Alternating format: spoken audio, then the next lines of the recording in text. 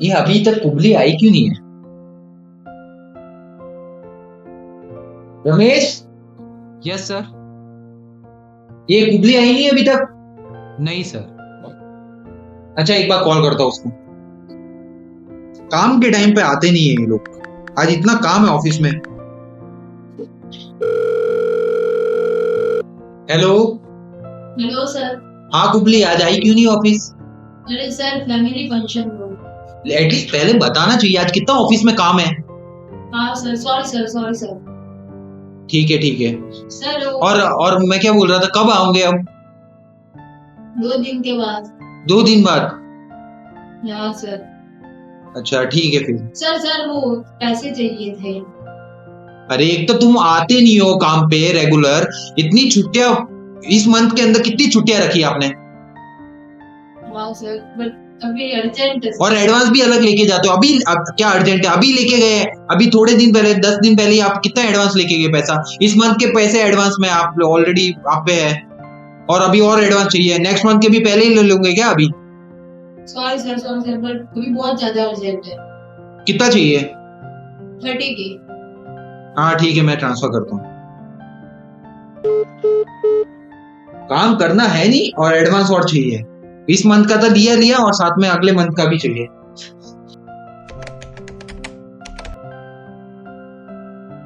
ओए Ramesh, yes sir. आज भी नहीं आई कुबली?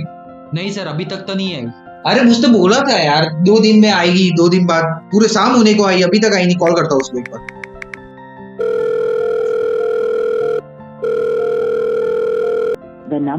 कॉल भी पिक नहीं कर रही। वापिस करता हूँ। The number cannot be reached. यार कॉल भी पिक नहीं कर रही। इतना काम है ऑफिस में, और काम के टाइम में इनको घूमना सब आता है। Family function. इसके फ्रेंड को करता हूँ।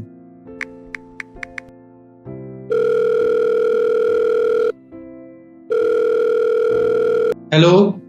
हेलो, कौन? हाँ, आप कुबली की फ्रेंड बाबू बोल रहे हो? हाँ हाँ, तो आपको ये पता, मैं उनका बॉस बोल रहा हूँ। अब मैं ये पूछ रहा था कि उनको, आपको पता है वो किधर है अभी? हाँ, वो गोवा गई है अपनी फैमिली। क्या? गोवा?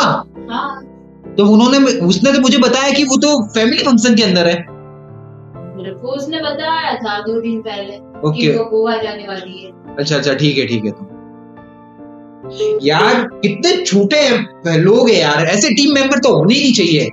आज इतना काम है, इतना क्या बोलूं यार, इतने प्रोजेक्ट पे प्रोजेक्ट बाकी है यार। इतना काम बाकी है आज, एक टाइम भी नहीं है, और उसमें भी इनको गोवा घूमने जाना है। इधर मैं हूं जो ऑफिस में पूरा दिन काम करता रहता हूँ। भी अपने टीम मेंबर से इस तरह परेशान हो। काम के टाइम सिर्फ और सिर्फ घूमना और एडवांस पैसा लेना आता है उनको। इस टाइप की सिचुएशन से कैसे बाहर निकलना है वो जानने के लिए इस एपिसोड को एंड तक जरूर देखना।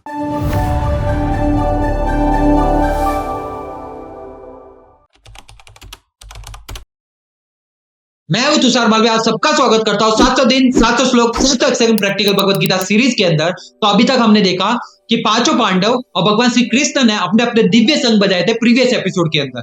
लेकिन आज के इस एपिसोड के अंदर संजय धृतराष्ट्र के उसी क्वेश्चन का आंसर देते हुए ये श्लोक बोलते हैं, काश्यश्च परमेश्वास शिखंडी च महारथ धृष्टद्युम्नो विराटच्च सात्यकी च पराजित। तो यहाँ पर 5 महारथियों की बात की गई है। काशीराज, शिखंडी, धृष्टद्युम्न, राजा विराट और सात्यकी, जिनका दूसरा नाम था युयुधानो। और इनके बारे में मैं ऑलरेडी बता चुका प्रीवियस एपिसोड के अंदर। तो पूरी की पूरी प्लेलिस्ट बना रखी है, उस पर क्लिक करना और हर एक अलग अलग एपिसोड में इनके बारे में आपको देखने को मिल जाएगी स्टोरी। लेकिन यहाँ पर इनके बारे में एक फ्लो में आपको शॉर्ट में बताते जाऊंगा। जैसे काशीराज जो थे वो काशी के राजा थे। शिखंडी जो थी वो पहले के जन्म में स्त्री थी जिनका नाम था अंबा, और इन्हीं काशीराज की वो पुत्री थी। लेकिन इस जन्म के अंदर वो पहले स्त्री थी, फिर वो पुरुष में कन्वर्ट हुई थी। फिर आते हैं धृष्टद्युम्न। धृष्टद्युम्न वही धृष्टद्युम्न जो राजा ध्रुपद को तो जानते हो ना कौन?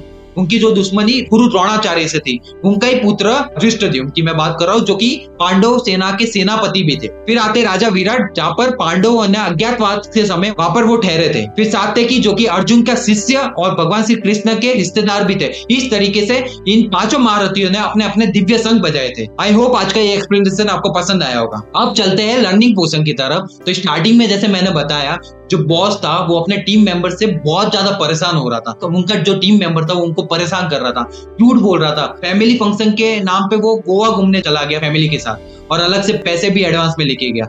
लेकिन यहाँ पर एक चीज समझने जैसी है, यहाँ पर गलती मैं मानता हूँ कि आप सही हो यहाँ पर, लेकिन गलती आपके टीम मेंबर की, लेकिन कहीं ना कहीं आपकी भी गलती है। क्योंकि जब वो टीम मेंबर आपको कुछ ना कुछ बोलता होगा, उसको कुछ चाहिए होगा, तो या तो आप डांटते होंगे या फिर मना करते होंगे, तो उसके पास क्या ऑप्शन होगा। मैं उसकी साइड नहीं ले रहा यहाँ पर, मैं सिर्फ ये बताना चाह रहा हूँ, देखो नुकसान तो आप ही को हो रहा है, वो उसका तो क्या जाएगा, ज्यादा से ज्यादा आप सैलरी काट दोगे उसकी, लेकिन नुकसान तो आप ही का हो रहा है ना। आप इतनी बड़ी कंपनी लेके बैठे हो और ऐसे आपके जो दूसरे मेंबर्स वो वर्क नहीं करेंगे, तो नुकसान तो आप ही को होगा। देखो मैं आपको एक चीज बताता हूँ, जो पांडव थे, पांडव के अंदर आपको देखने को मिलेंगे धनुर्धर होंगे, कोई गदा चलाने वाले होंगे, भाला चलाने वाले होंगे, सब अलग अलग कैटेगरी के लोग देखने को मिलेंगे आपको। अगर सोचो, अगर सिर्फ और सिर्फ गदा चलाने वाले लोग होंगे तो सामने वाली टीम क्या कर देगी, सीधा तीर मारेगी। वो तो हमला गदा मारने ही जाए उससे पहले वो तीर मार के खत्म कर दे उसको, क्या कर पाओगे। तो यहाँ पर चीज ये समझने जैसे, आप अकेले कुछ नहीं कर पाओगे, आपको टीम तक चाहिए होगी और टीम के जो मेंबर थे उसको संभालना आपको आना चाहिए।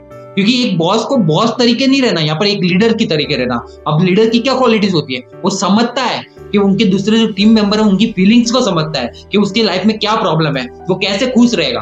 आपको उसकी सारी चीजों को समझ के फिर उसके साथ काम करना चाहिए। यहाँ पर आप दोनों का फायदा होगा, फिर आपका भी काम होता रहेगा और वो भी आपके साथ काम करके खुश रहेगा। ऐसा नहीं होना चाहिए कि वो आपके साथ काम कर रहा है लेकिन आपके साथ दुखी है।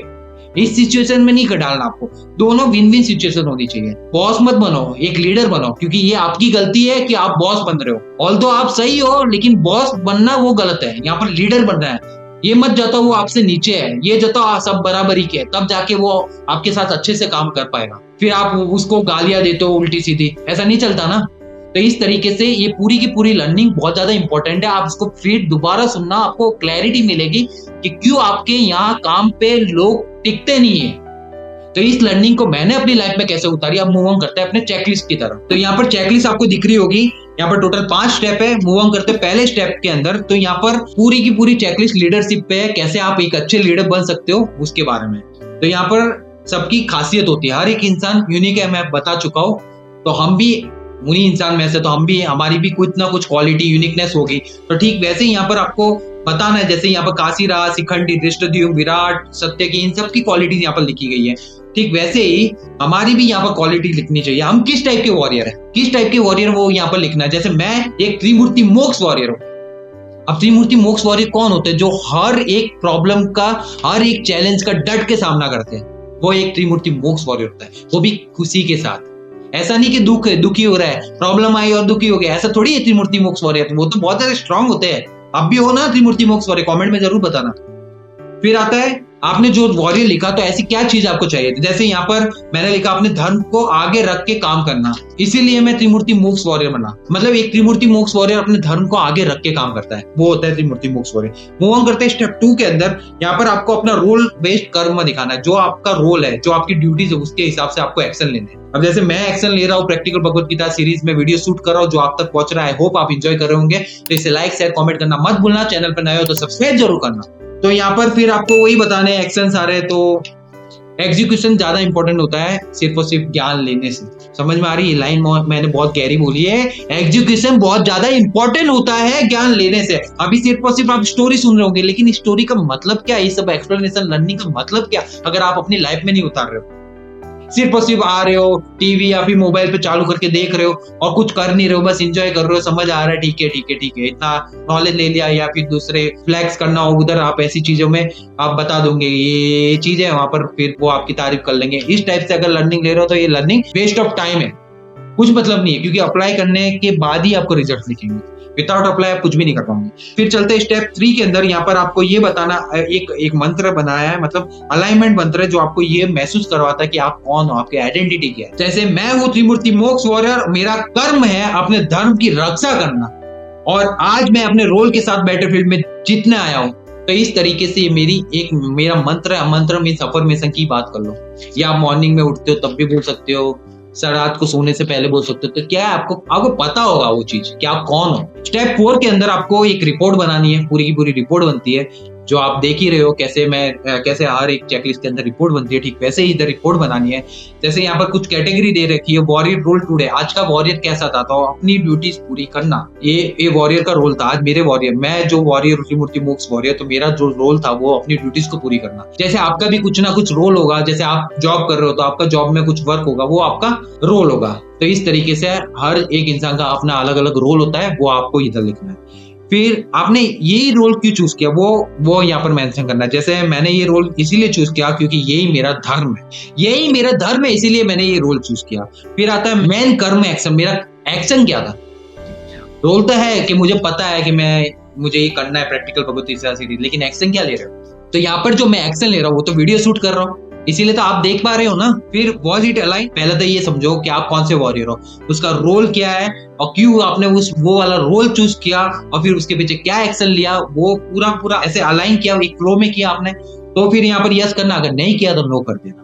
फिर आपको फीलिंग कैसे आती है जब एक्शन लेते हो, तो उसके बाद फीलिंग कैसे आती है वो यहाँ पर बताना है। तो यहाँ पर फिर आता है कॉइन सिस्टम। तो कॉइन सिस्टम में वही है, आपका रोल आपने चूज किया तो +1, और वो सब जो अलाइनमेंट जो मैंने रिपोर्ट में जो आपने लिखा है, वो एक फ्लो में आपने सारे काम किए, तो उसका +2 बोनस मिलेगा। अगर कुछ भी नहीं किया तो फिर तो क्या ही मतलब है, कुछ भी नहीं मिलेगा, -1 ले लो, सिंपल।